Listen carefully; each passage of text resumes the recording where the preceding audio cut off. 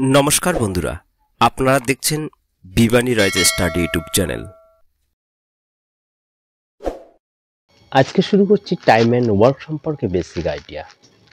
তবে সরল সুদ এবং চক্রবৃদ্ধি সুদ সম্পর্কে অনেকগুলো ভিডিও আপলোড করানো হয়ে গেছে, তোমরা না দেখে থাকলে অবশ্যই চ্যানেলের প্লেলিস্টে গিয়ে দেখে নেবেন। তো টাইম অ্যান্ড ওয়ার্কের ক্ষেত্রে যে জিনিসগুলো জানা দরকার সেগুলো হচ্ছে কি, দেখো, লোক সংখ্যা, দিন সংখ্যা, সময় এবং কাজের পরিমাণ। এই চারটা জিনিস যদি থাকে তাহলে আমরা একটি মাত্র ফর্মুলার মাধ্যমে পুরো অঙ্কগুলো সলভ করতে পারবো। লোক সংখ্যাকে আমরা M1 M2 ধরব, অথবা কোনো কিছুর সংখ্যাকেই আমরা M1 M2 ধরে নিব, এবং দিন সংখ্যাকে আমরা D1 আর D2 ধরে নিব। সময়কে আমরা T1 T2 ধরে নেব। সময় বলতে ঘড়ির সময়, সেটা হতে পারে ঘন্টা, মিনিট অথবা সেকেন্ডে। এবং কোনো কাজের পরিমাণকে আমরা কি ধরবো, W1 W2। তো কাজের পরিমাণ এখানে একক থাকবে। একক বলতে কীরকম, ধরে নাও জমি, কতগুলো জমি আছে, তাহলে জমিটাকে আমরা কোন এককে প্রকাশ করি, বিঘায়। তো এটা হচ্ছে একক। ধরো 1 কেজি মাছ, তো মাছটা আমরা কিসে প্রকাশ করলাম, কেজিতে। ধরে নাও 1 কাহন খড়, অর্থাৎ খড়টা আমরা কোন এককে পরিণত করলাম, কাহনে। তো এই এককগুলো যদি থাকে, অর্থাৎ ইউনিটগুলো যদি থাকে, সেটাই হচ্ছে কি কোনো কাজের পরিমাণ। ওটাকেই আমরা ধরে নেব W1 এবং W2। এই ধরনের অঙ্কের ক্ষেত্রে যে ফর্মুলাটি আমরা ব্যবহার করব সেটি হলো M1 D1 T1 by W1 সমান সমান M2 D2 T2 by W2। তো এটা হচ্ছে মেন সূত্র। এটাকেই আমরা বিভিন্নভাবে ভেঙে আমরা পুরো অঙ্কের সলভ করতে পারবো। তাহলে প্রথমটি দেখে নাও।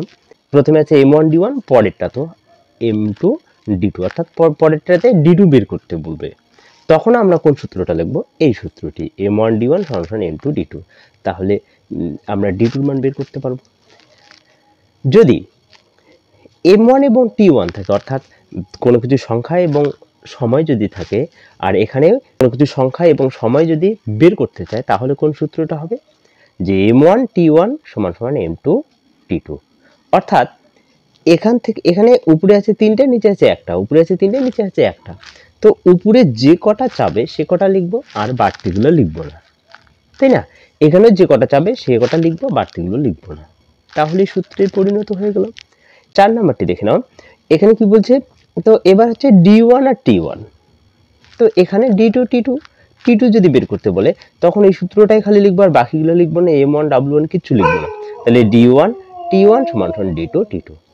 5 নাম্বারটি দেখে নাও। এই যে M1 D1 T1, এখানেও এটা আছে, তখন কি করব, তখন খালি এই মানটাই আমরা লিখব, যে M1 D1 T1 M2 D2 T2। আর 6 নাম্বারটি দেখে নাও, যে M1 D1 আর W1 বের করব। তো এটা আমি লিখব না, এখানেও তাহলে তাই লিখব M2 D2 W2, তাই না? এই যে M1 D1 W1 M2 D2 W2। ধরে নাও D1 T1 এবং W1 আছে, তো এখানেও কি হবে, তাহলে D2 T2 W2 হবে, তাই না? তাহলে কি লিখবো, 7 নাম্বারটা দেখো, D1 T1 বাই W1 সমান সমান D2 T2 বাই W2। তো M1 চাইনি, তাহলে M1 আমি লিখবো না। পরেরটি দেখে নাও, M1 D1 T1 by W1 পুরোটা দেওয়া আছে। এখানে M2 D2 T2 W2 পুরোটা আছে, যে কোনো একটা ধরো বের করতে বলবে, তোমরা W2টাই বের করতে বলুক না কেন। তাহলে এখানে যদি পুরোটা থাকে, তাহলে এখানেও পুরোটা লিখতে লাগবে। তাহলে এটাই হচ্ছে কি সূত্র। তার মানে হচ্ছে কি, এটাই হচ্ছে মেন সূত্র। এই মেন সূত্রটাকেই বিভিন্নভাবে আমরা ব্যবহার করব, সেটা ডিপেন্ড করবে এই মানগুলোর উপরে। যে মানগুলো দেওয়া থাকবে সেইটাই আমরা প্রয়োগ করব, তাই না? তো আমরা এই সূত্র সম্পর্কে পুরোটা ক্লিয়ার করে দিব কিছু অঙ্কের মাধ্যমে। প্রথম অঙ্কটি দেখো। একটি কাজ 10 জন লোক 3 দিনে করতে পারে। তবে ওই কাজটি 15 জন লোক কত দিনে করতে হবে। তো কি বের করতে বলছে, D2 বের করতে বলছে। দেখো তাহলে এটা হচ্ছে প্রথম পার্ট, অর্থাৎ 10 জন লোক, এই যে 10 জন লোক অর্থাৎ এটা কি ধরবো আমরা, M1 ধরবো, তাই না। 3 দিনে অর্থাৎ এখানে D1, প্রথম পার্টকে আমরা M1 D1 ধরবো এবং দ্বিতীয় পার্টকে কি ধরবো, M2 D2, তাই না। তবে ওই কাজটি 15 জন লোক অর্থাৎ এখানে M2 কত দিনে করতে হবে, এখানে D2টা বের করব। তো আমরা কি জানি যে M1 D1 সমান সমান M2 D2, তাই না। তো তোমাদেরকে বোঝানোর সুবিধার্থে আমি সূত্র লিখতেছি, তোমরা কি করবে, ডাইরেক্ট করে নেবে। তাহলে M1 বলতে কত আছে, 10 আছে, তাহলে 10 গুণন D1, D1 বলতে কত, 3, তাহলে 3, M2, M2 এখানে কত আছে, 15 আছে, তাহলে 15, আর D2টা আমরা কি করব, বের করব। তাহলে কি করব, এই সমান সমানের এদিকে এবং এদিকে কাটাকাটি করে নিব। 3 5 15, 5 দিয়ে 10 কে যায়, 5 দুগুণে 10, তার মানে 2 সমান সমান কত, D2, অর্থাৎ D2 এর মান কত, 2। D2টা কি, D2টা হচ্ছে দিন। তাহলে কত বের হলো, 2 দিন। এই সূত্রটা আরেকবার বলতেছি যে M1 D1 T1 by W1, M2 D2 T2 by W2। তো দেখি না এখানে এই অঙ্কটাতে কি আছে, M1 আর D1 আছে, বাকি কিছু নেই। তাহলে আমি এখানে কাটা দিলাম, এটা আমার দরকার নেই। তাহলে পড়ে থাকলো কত, M1 D1 সমান M2 D2। তো এইভাবেই তোমরা মেন সূত্রটাকেই ব্যবহার করবে। তাহলে এই ধরনের যত অঙ্ক আছে সমস্ত ধরনের অঙ্ক সলভ করতে পারবেন। তোমাদেরকে বোঝানোর সুবিধার্থে আমি সূত্রটি লিখে তারপরে করে দেখাবো, তোমরা পরীক্ষার সময় সরাসরি করে নেবে। দেখো 2 নম্বরটি, একটি কাজ 10 জন লোক দৈনিক 12 ঘন্টা করে কাজ করলে কাজটি শেষ করতে পারে, তবে ওই কাজটি কতজন লোক দৈনিক 4 ঘন্টা করে কাজ করলে কাজটি শেষ করতে পারবে। তাহলে 10 জন লোক অর্থাৎ এখানে M1, 12 ঘন্টা অর্থাৎ এখানে কি T1 শেষ করতে পারে, এটা প্রথম পার্ট। তবে ওই কাজটি কতজন কি চাইছে, লোক চাইছে, অর্থাৎ এখানে কি M2 এবং কত ঘন্টা, T2, তাই না। তাহলে এখানে M1 T1, তাহলে M1 আর হচ্ছে কি T1, তাহলে এদিকে পড়ে থাকলো কত, M2 আর হচ্ছে T2, এটা হচ্ছে সূত্র। তাহলে তোমরা ডাইরেক্ট করবা, আমি দেখিয়ে দিচ্ছি সূত্রটাকে। তাহলে M1 এর মান কত, 10, T1 এর মান হচ্ছে 12, M2 এখানে কত আছে, M2টা বের করতে বলছে, তাই না। তাহলে M2টা M2 থেকে যাবে এবং T2 এর মান কত, এখানে 4 ঘন্টা, তাহলে 4, তাহলে 3 আর 4 12, সমান সমানের ডান দিকে বাঁ দিকে আমরা একবারে কেটে নিব। 3 10 কে 30, এটা হচ্ছে কার মান, M2 এর মান। তাহলে M2টা কি চাইছে, কতজন লোক, তাহলে 30 জন লোক, সি নাম্বার অপশন। 3 নম্বরটি, একটি কাজ দৈনিক 12 ঘন্টা করে করলে 3 দিনে শেষ করতে পারে, তবে ওই কাজটি দৈনিক কত ঘন্টা করে করলে 4 দিনে শেষ করতে পারবে। তাহলে প্রথম পার্টে কি বলছে, 12 ঘন্টা অর্থাৎ এখানে T1 আছে, 3 দিনে অর্থাৎ কি D1 আছে, শেষ করতে পারে, তবে ওই কাজটি কত ঘন্টা, অর্থাৎ এখানে T2 বের করতে বলছে, 4 দিনে, অর্থাৎ D2 দেওয়া আছে। তাহলে পড়ে থাকো এখানে কত, T1 এখানে D1, তার মানে 12 গুণন কত, 3, তাই না। আমি আর সূত্রটা লিখতেছি না। তো পরেরটাতে কত আছে, পরের পাঠে T2 ইন্টু তাহলে D2 হচ্ছে কত, 4, তাহলে কাটাকাটি করলে কত হয়, 3 এর 4 12, 3 3 9। তো দেখো এখানে টাইমটা কত চাইছে, 9 ঘন্টা, ডি নাম্বার অপশন। 4 নম্বরটি, একটি কাজ দৈনিক 12 ঘন্টা করে 10 জন লোক 3 দিনে করতে পারে, তবে ওই কাজটি দৈনিক 5 ঘন্টা করে 12 জন লোক কত দিনে করতে পারবে, কত দিনে চাইছে, অর্থাৎ এখানে D2টা বের করতে বলছে। এখানে 12 ঘন্টা অর্থাৎ T1, 10 জন লোক চাইছে অর্থাৎ M1, 3 দিনে অর্থাৎ কি D1, তাহলে এটা প্রথম পার্ট। দ্বিতীয় পার্টে 5 ঘন্টা অর্থাৎ T2, 12 জন লোক অর্থাৎ M2, তাহলে D2 বের করতে বলছে। তাহলে উপরে সবগুলো গুণ, তাই না, আর সমান সমান কত, নিচে সবগুলো গুণ। তাহলে কত আছে 12 গুণন 10 গুণন কত 3। দ্বিতীয় পার্টে কি চাইছে, দ্বিতীয় পার্টে হচ্ছে 5 গুণন কত আছে 12 গুণন D2 বের করতে বলছে, তার মানে D2টা D2 থেকে যাবে। তাহলে আমি আর সূত্র লিখতেছি না, তাহলে ডান দিক বাঁ দিক কেটে দিই, 5 দুগুণে 10, 12 12 কেটে গেল। তাহলে এখানে D2 পড়ে থাকলো, আর এদিকে কত পড়ে থাকলো 3 দুগুণে 6, তাহলে D2 মান কত 6, সি নাম্বার অপশন। আমি এই অঙ্কগুলোকে একদম বেসিক থেকে করে যাচ্ছি, ভালো করে দেখে নেবেন যারা বুঝতে পারবেন না। 10 জন লোক 3 দিনে 20টি চেয়ার তৈরি করতে পারে, তবে 15 জন লোক 10 দিনে কতটি চেয়ার তৈরি করতে পারবে? তাহলে 10 জন লোক অর্থাৎ এখানে M1, 3 দিনে অর্থাৎ D1 20টি চেয়ার তৈরি করতে পারবে। তাহলে চেয়ারের পরিমাণ কটা, 20টি, অর্থাৎ এটা W1। তবে 15 জন লোক অর্থাৎ M2 10 দিনে অর্থাৎ D2 কতটি চেয়ার তৈরি করতে পারবে, অর্থাৎ W2 এর মানটা বের করতে বলছে। তো আমরা কি জানি, এই যে M1 D1 আর W যেহেতু আছে এটা নিচে হয়ে যাবে।